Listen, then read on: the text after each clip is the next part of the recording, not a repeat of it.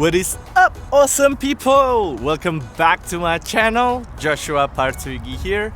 So before we start today's video, I would like to give everyone a massive thank you, especially those of you who just subscribed to my channel. Just a few days ago, I reached another milestone, that is 2,000 subscribers. It never crossed to my mind that I would reach this many subscribers when I started my own YouTube channel around mid last year. So thank you everyone who has supported me in this journey towards Scrum Mastery. So let's start today's video. In today's video, let's talk about product owner stuff. In today's video, let's talk about how to order the product backlog. This is important because there are still a lot of misconceptions out there. There are still a lot of articles and YouTube videos that says that the product backlog is prioritized. According to Scrum Guide, the product backlog is ordered instead of prioritized. There are reasons why the product backlog is ordered, and there are multiple aspects that product owner need to consider when ordering the product backlog. So if you're curious what are the aspects that the product owner need to consider when ordering the product backlog, don't go anywhere, stay on this video.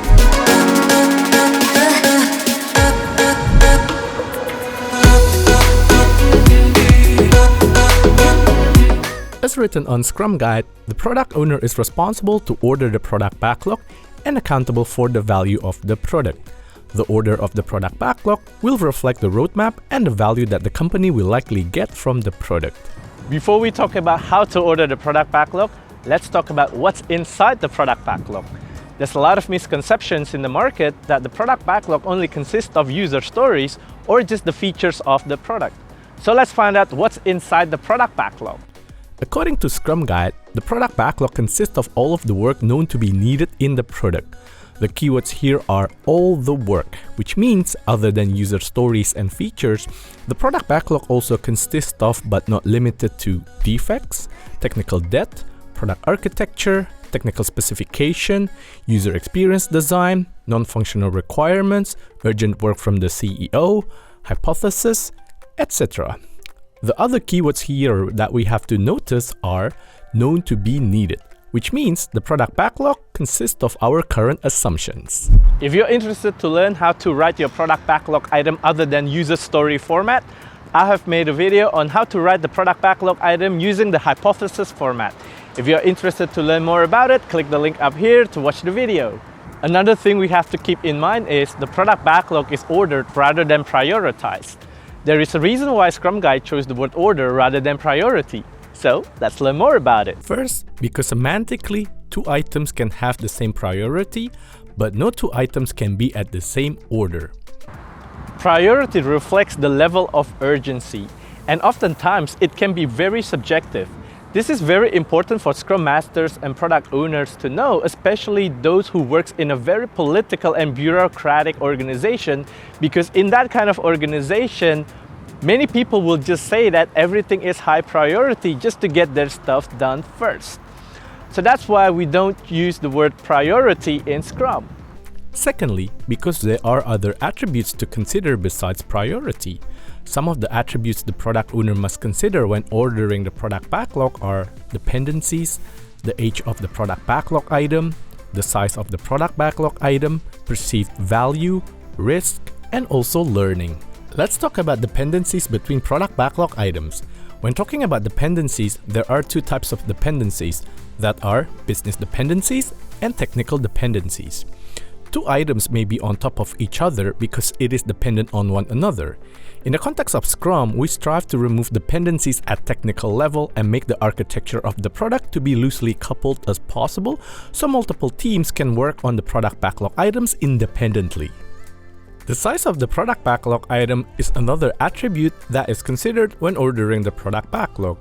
Many Scrum teams use story points in Fibonacci sequence or t-shirt size to size their product backlog items. Ideally, on the top order are the items that has been sliced and refined as such it can be completed in one sprint. And on the bottom order, we have all of the items that are coarse grain. The product backlog items on the top order are refined and ready for the next 2 to 3 sprints. The rest are coarse grain and open for change. In Scrum, we do not slice and refine all of the product backlog items, as that will be expensive and there is a risk that not everything in the product backlog is going to be needed. According to Scrum Guide, awesome Scrum teams spend at least 10% of their sprint to refine the large-size product backlog items continuously. Slicing and refining is a collaborative work between the product owner and also the development team. The next attribute to consider when ordering the product backlog is risks. When we're talking about risks, it's risk of failure because the product is delivered too late. One known example here is Windows Phone. Another risk is if customers don't embrace our product even though we delivered the product early. One known example here is Friendster. Ideally, we want to deliver the product at the right time. Not too early, not too late, as both have risk. Ideally, risk is quantified to numbers or dollar value, and some product owners quantify risk and map it into cost of delay. On top order of the product backlog, ideally are items that have risks that are worth fighting for. We should leave silly risks at the bottom order of the product backlog. The next attribute to consider when ordering the product backlog is perceived value. We call it perceived value because the real value can only be generated after the product is released and being used by the customers. So until the product is released and in the hand of customers, we only have perceived value. To avoid decision making based on political power, ideally perceived value is quantified in numbers to help product owners to order the product backlog. Even better if we can provide a spreadsheet on how we came up with the perceived value to the product owner. Ideally, on the top order are the high perceived value items and on the bottom order are the low perceived value items. Ideally, you have more high perceived value items than low perceived value items on the top order of the product backlog. Amount of learnings is another attribute that the product owner must consider when ordering the product backlog because it's related to risk and also perceived value. Product owners want to create small experiments that will result in learning to avoid the risk of losing tons of investments.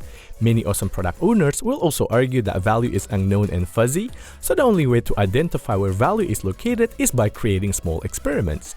Ideally, learnings is also quantified to numbers so product owners can create delivery strategy easily.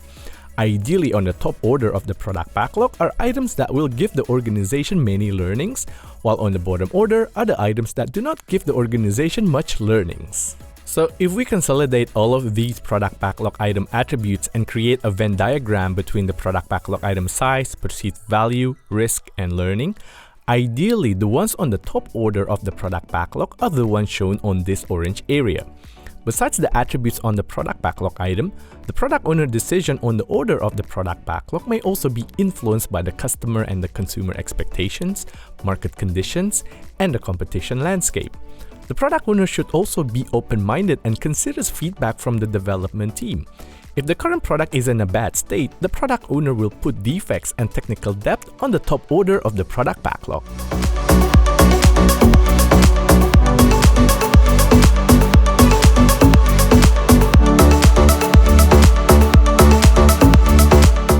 Product owner is trusted to be able to do an awesome job to optimize the value of the product.